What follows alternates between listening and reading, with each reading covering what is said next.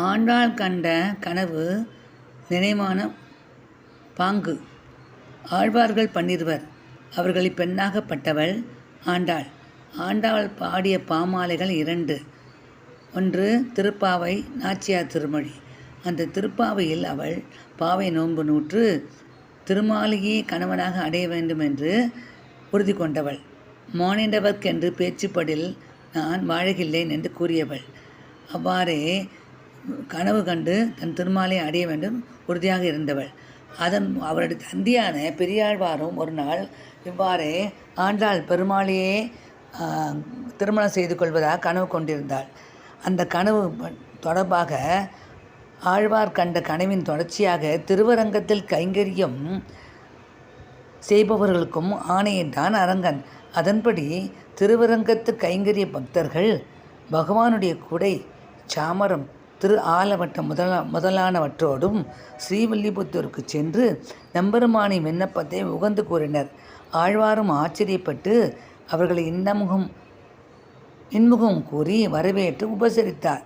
இதன் பிறகு ஸ்ரீவில்லிபுத்தூர் வடபத்திரசாயி பெருமானின் திருவுள்ளம் அறிந்து அவனிடம் அனுமதி கொண்டு மணிகளான மூடு பல்லக்கிலே ஆண்டாளை எழுந்தருளி வைத்து கொண்டு வாத்திய கோஷங்களுடன் தொண்டர்குழாம் படைசூழ ஆண்டாள் வந்தாள்.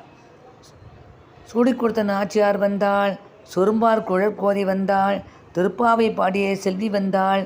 தென்னரங்கம் தொழும் தேசுடையாள் வந்தாள். பட்டர்பிரான் கோதி வந்தாள். வெள்ளிபுத்தூர் மகளார் வந்தாள். திருவாடிப்புறத்து ஜெகதுத்தாள் வந்தாள். 143 வந்தாள். உயர் அரங்கிற்கே கண்டு முகந்தளித்தாள் வந்தாள். மறுவாரும் திருமல்லி வளநாடி வந்தாள் என்று கட்டியம் கூறப்பட எழுந்தருளினாள். தன் தோழிகளுடன் பேசும் ரீதியில் பாசுரத்தை பாடிக்கொண்டே வந்தாள் ஆண்டாள்.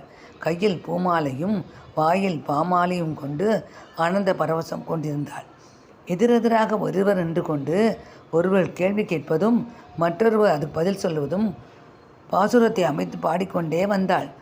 பட்டி மேய்த்தோர் காரேறு பலதேவருக்கு ஒரு கீழ்கண்டாய் இட்டீரிட்டு விளையாடி எங்கே போத கண்டீரே. அதற்கு இட்டப்பான பசுக்களை இனிது மறித்து நீரூட்டி விட்டு கொண்டு விளையாட பிருந்தாவனத்தை கண்டோமே. முதல் 2 வடிகளால் கேள்வி கேட்பது போலவும் கடை 2 அடிகளால் அதற்கு பதில் குறைப்பது போலவும் பாசுரம் அமைத்த பாங்கு தனிச்சிறப்புடையது. பலராமனுடைய திருத்தம்பியான கண்ணன் எங்கேயாவது விளையாடி கொண்டிருக்க கண்டீரோ என்று தோழிகள் வினவ, அதுக்கு மற்ற தோழிகள் பார்த்தோமே, பிருந்தாவனத்தில் கண்டோம். கண்ணன் ஓடுகின்ற கண்டுகளை எந்தி மறித்து நீர் மூட்டம் கொடுத்து பெரிய மாடுகளுக்கும் மூட்டம் கொடுத்து தன்னுடன் விளையாடி கொண்டிருக்க கண்டோம் என்று தோழிகள் பதில் சொல்வதாக அமைந்த பாசுரம் இது. இதுபோல மேலும் 9 பாட்டுகள் பாடி பிருந்தாவனத்தில் கண்ணனை கண்டமை பற்றி பலவாக பேசிக்கொண்டே பாமாலையையும் தொடுத்து கொண்டே திருவரங்கம் நோக்கி மூடு பல்லக்கில் நகர்ந்து கொண்டிருந்தாள். இப்படி பாமாலையை இவள் பாட சுற்றத்தார் இவளின் பெருமையை விருதாக ஓதி வர அழகிய மணவாளனுடைய பெரிய திருமண்டபத்தே சென்று மூடியிருந்த தட்டுப்பாயை மூடு பல்லக்கில் இருந்து பெரியோர் அகற்றினர். அப்போது திருவரங்கத்து கைங்கரியப்பாரர்கள் பலவாறாக தோத்திரம் சொல்லி தொழுதனர். இப்போது நடைபெற உள்ள அதிசயத்தை குறிப்பால் அறிந்து கொண்டவர்கள் போல இருந்தனர். எல்லோருக்கும் அழகிய திருவரங்கத்து பெருமாளை கண்டவுடன் மேனி செழித்தது. மணமாளனின் கோலத்தில் ஆண்டாளை எதிர்நோக்கி இருந்தான் மவன். ஆண்டாள் பாசுரத்தால் கண்ட காட்சியை இப்போது நேராக குழலழகர், வாயழகர், கண்ணழகர், கொப்பூழியழு, கமலப்பூவழகர் என்பதனை கண்ணார கண்டு பல்லக்கிலிருந்து இறங்கினாள். ஒளிரும் பட்டு சேலையும் செங்கிரநீர் மாலையும் திருநெற்றியிலே கஸ்தூரி திருநாமமும் காதளவும் ஓடி கயல் போல் வெளிரும் கடைக்கன் விழியும் கொடியுடையுமாய் சிலம்பார்க்க சீரார் வலையொலிப்ப அன்ன மென்னடையும் கொண்டு அழகிய மணவாளன் திருமுன்பு வந்தாள். அலங்காரங்கள் மின்னிக் கொண்டிருந்தன. சூடி கொடுத்தவள் தலையில் வலதுபுறமும் இடதுபுறமும் சந்திரப்பிரபை சூரிய பிரபைகள் மின்னின. நெத்தி சுட்டி பளிச்சென்று அழகு சேர்த்தது.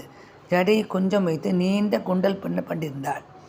தோல்வளைகள், ராக்கொத்து, கழுத்தில் ஹாரம், பதக்கம், வைரத்தாலான கழுத்தணிகளன், மாங்கா மாலை, முத்துச்சரம், இன்னும் பல ஆபரணங்களால் அலங்கரிக்கப்பட்டிருந்தாள் ஆண்டாள்.